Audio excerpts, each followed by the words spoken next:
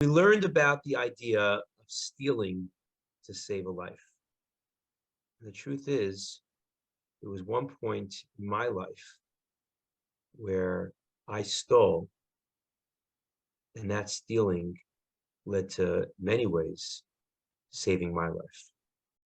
And basically, I was back in high school and I was on the basketball team. We were playing against another school that was located about an hour drive from my home. And I just gotten my driver's license. So I said to my parents, hey, this is great. I could drive to the game. And my parents said, well, you're a new driver and you're not so experienced with highways, so you can drive to your school and then take the school bus, the team bus, to the game. And the school is much closer. So I got into my car, and I guess I had a bad sense of direction, and I drove all the way to the game rather than to my school. And part of my plan was there was someone who I was dating who lived near where we were playing, and this way I could go see her after the game. So it was like a win-win situation. So drive to the game. The car seemed a little bit shaky on my way there, but I figured, okay, it's probably just the wind or whatever, no problem. Get to the game. After the game, I start driving to this girl's house, and again, the car's getting even more shaky. And I'm thinking, wow, maybe something's wrong with the car. You know what? Maybe we'll just hang out at her house and not go anywhere, just play it safe. As soon as I pull up, she comes running out of the house. I hate my mom. I hate my mom. Let's go. All right, I guess I'm not going to be staying over here. And we start driving, and we're driving, and we're driving. It's getting shakier. And finally, I convinced her just that we should stop somewhere, go to like an ice cream place or something, just so the car could not be used. And then I take her back home, and it's more shaky. And now I start the long drive home. And I'm thinking, this is not good. I'm on the highway. I'm going really slow because I can't go any faster. I pull over to a gas station, and I look at my car, and I look at one of my tires. It really doesn't look good. I go to the attendant there, and I ask him, and he says, "Oh, you have to change that tire." I didn't know anything about tire changing, but for a little bit of a tip, he was willing to change the tire for me. I had in my trunk, I had one of these donut tires. It's like a mini tire designed for short-term driving to get you to a mechanic. So he puts on my donuts. He tells me, this is not really meant for major driving, so you should drive very slowly. I go, well, do you think I'll be able to get home? He goes, where do you live? I said, Westchester. He goes, Westchester? You better drive very, very slowly. So I start driving, and I'm going slowly. I don't have a choice. The car is so shaky. I have got to go slowly. And I'm going slower and slower. It's getting shakier and shakier. And all of a sudden, it seems like something went flying off the side of my car. And as I continue, I start to smell smoke. So I pull over. I get out, and I see at this point I'm driving on my axle. The donut is no longer with me, and I don't know what to do. I'm on the side of a highway in a bad neighborhood. My parents don't know that I'm there. I'm not supposed to be there.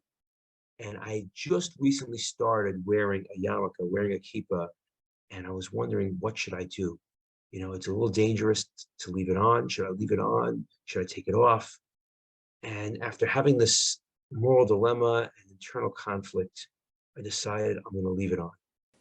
Standing on the side of the highway, this car is zooming by, and within 5 minutes, 2 cars pulled up. Both of them had passed me, saw the kippah, got off the exit, came back around to be there with me, to support me, to help me. There were no cell phones back then. There was no way to reach anyone. So one of them stayed with me. The other one went driving ahead to go find the police. They sent the police over.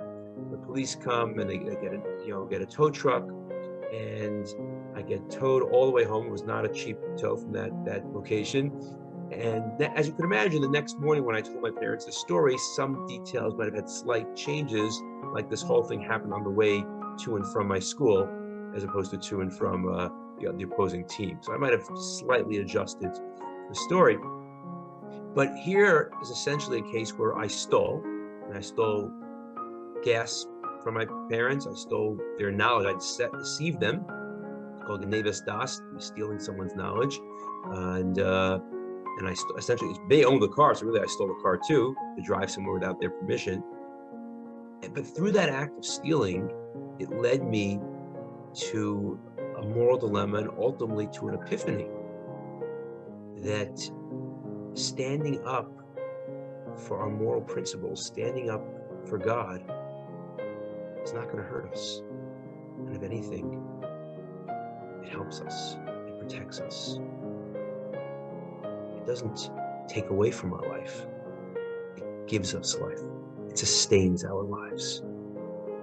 And that one small step led to other steps as I continued my own spiritual journey and path of growth, which eventually led me to going to Israel, to studying in yeshiva, and really becoming passionate about who I am as a Jew, which of course led me to where I am today, to be here with all of you.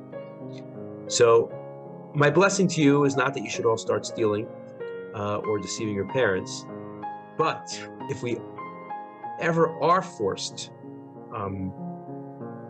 to do something uncomfortable, to be out of our comfort zone, pushed against the fence, we've got to make a difficult choice. And it seems like it's going to be hard, and maybe we're going to lose out somehow by doing the right thing. But at the end of the day, if we stand up for what's right, even when it's not popular, we stand up for the Torah, we stand up for our Creator, we're never going to lose out. So I want to give us all a blessing that we all have the inner strength to be able to do the right thing, even when it's not easy, and to also be able to see the amazing benefits that come as a result.